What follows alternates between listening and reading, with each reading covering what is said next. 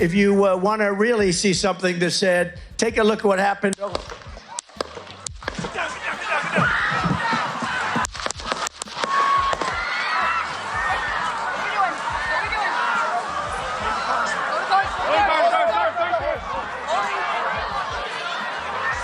At his rally in Pennsylvania, former President Donald Trump was shot at. Sans an ear injury, he was fine. But the spin has already begun from the right. Representative Mike Collins of Georgia saw this unfold and immediately went on offense. The Republican district attorney in Butler County, PA, should immediately file charges against Joseph R. Biden for inciting an assassination. If Mike Collins rings a bell.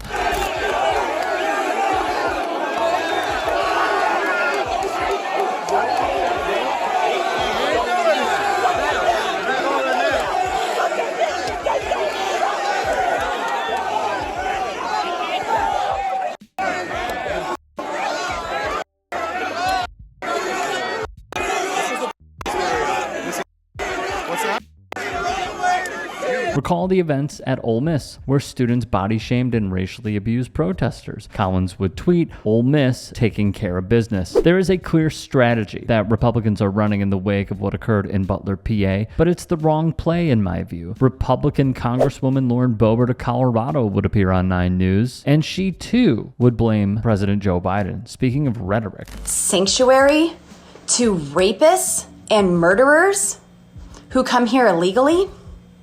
Then the Democrats are not the party that we need to appease or tiptoe around. The Democrats are not one negotiation away from loving America.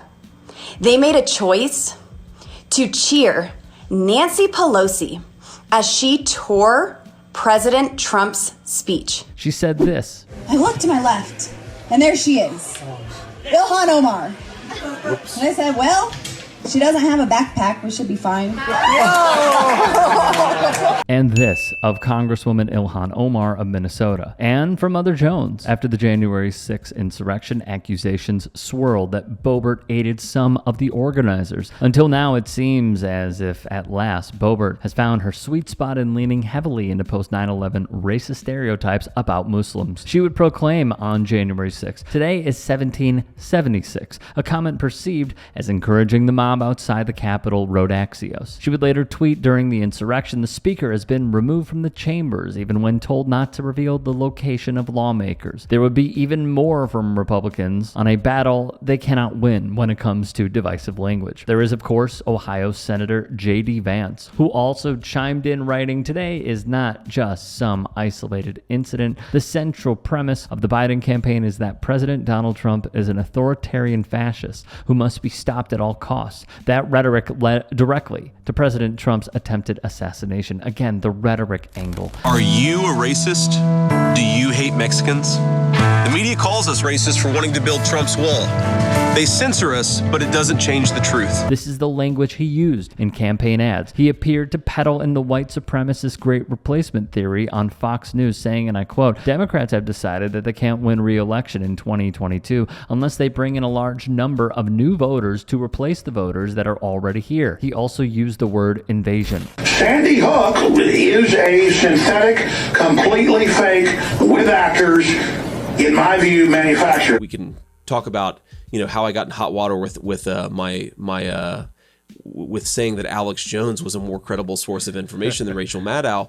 But one of the things that I saw in the reaction to that tweet was people are terrified of unconventional people. He would appear to praise conspiracy theorist Alex Jones. Should we go through his rhetoric that Vance gave the stamp of approval to? There is a laundry list of Republican figures who took this as an opportunity. Georgia Congresswoman Marjorie Taylor Greene would step in it as well. Greene would tweet, "Democrats and the media, you are responsible for the attempted assassination of President Donald Trump, death threats and attempts against me and other Republicans, and brainwashing half the country with your sick, violent rhetoric." She clearly got the RNC memo as well. They're in business of helping the cartels.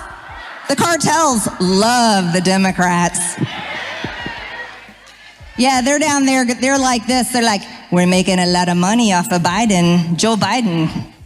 That's my really bad Mexican accent. But the generations of Black and Hispanic men, do you want to know what holds them down? Gangs. Being in gangs and dealing drugs is what holds them down. The lack of education is what holds them down. The gangs are holding them back. It's not white people. Joe Biden's 5 million illegal aliens are on the verge of replacing you, replacing your jobs, and replacing your kids in school. And coming from all over the world, they're also replacing your culture. And that's not great for America. The list is lengthy for Greene, who spoke side by side at an event hosted by proud white nationalist Nick Fuentes. Playing the rhetoric card is obtuse. Lastly, I'm not going to say the thing we're all supposed to say right now. You know why? I never want to be employed again. No, because while I do believe political violence has no place in our politics, it's already here. Saying that is like saying money has no place in our politics or the Kardashians have no place in our politics. It's a nice thought, but it's a little late. And in large part, thanks to this guy. This guy and his movement that relishes in violence against protesters being brutalized by cops, against immigrants being hunted like animals, against women who are bleeding out in their cars because they can't access abortion rights. This is a guy who's inspired mass shooters like the El Paso shooter or the Tree of Life synagogue shooter who said that he voted for Trump even though he wasn't extremist enough for him. This is a guy who called white supremacists who just murdered a woman very fine people. He suggested that BLM protesters be shot. He called Nancy Pelosi a demented psycho after her husband was attacked with a hammer, and he proclaimed that we will never take back our country with weakness before a mob attacked the Capitol building. This is a guy whose policies are violence, and they have claimed lives. So when a 20-year-old registered Republican with an AR-15, a gun that Democrats have tried so hard to get out of the hands of everyday people, attempts to assassinate him, my first thought isn't, oh my God, it's, yeah, given everything that fits in this busted-ass freak show of a democracy we insist is normal but is everything but.